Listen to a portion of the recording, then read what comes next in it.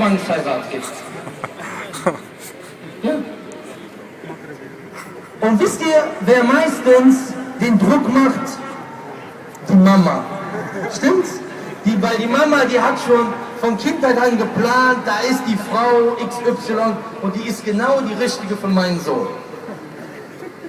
Und dann auf einmal gefällt die dem Sohn aber nicht. Der hat halt einen anderen Geschmack. Der steht auf... Egal. Was der hat einen anderen Geschmack. Ja? Aber ist das vom Islam? Ist das vom Islam? Netschka Kelek sagt ja. Was sagt ihr? Ist Ehrenmord vom Islam? Wer sagt, Ehrenmord ist nicht vom Islam aufzeigen? Ich meine Zwangsheirat, Entschuldigung.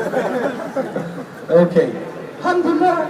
Das heißt, die Mehrheit sagt, dass das nicht vom Islam ist. Das heißt, ach ja, nee, ihr seid ja Salatküsten, bei denen ist das ja anders, bei denen gibt es ja keine Zwangsheirat. Das ist ja das Problem. Ja?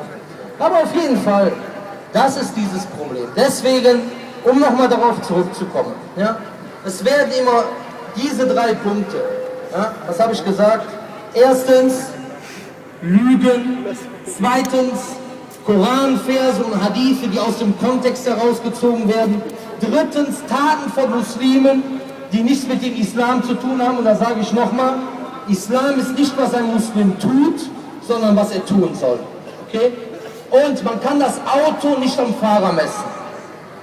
Wenn du einen super Mercedes hast, ja, du hast zum Beispiel einen super Mercedes, übrigens für Mercedes, jetzt habe ich Mercedes erwähnt, die Werbung war kostenlos, beim nächsten Mal kostet was.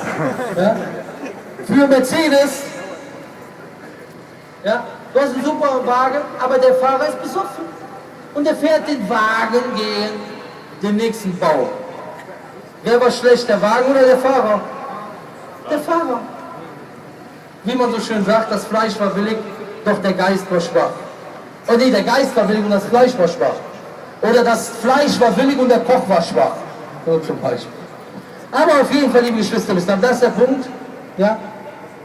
Das sind diese Vorwürfe, die man bringt. Und dann gibt es noch eine 4. Kategorie. Das ist, dass man wirklich Dinge auf den Tisch legt, wo man sagt, hier, bitteschön, das ist bei euch im Islam, diese Regel von euch im Islam und diese Regel gefällt mir nicht.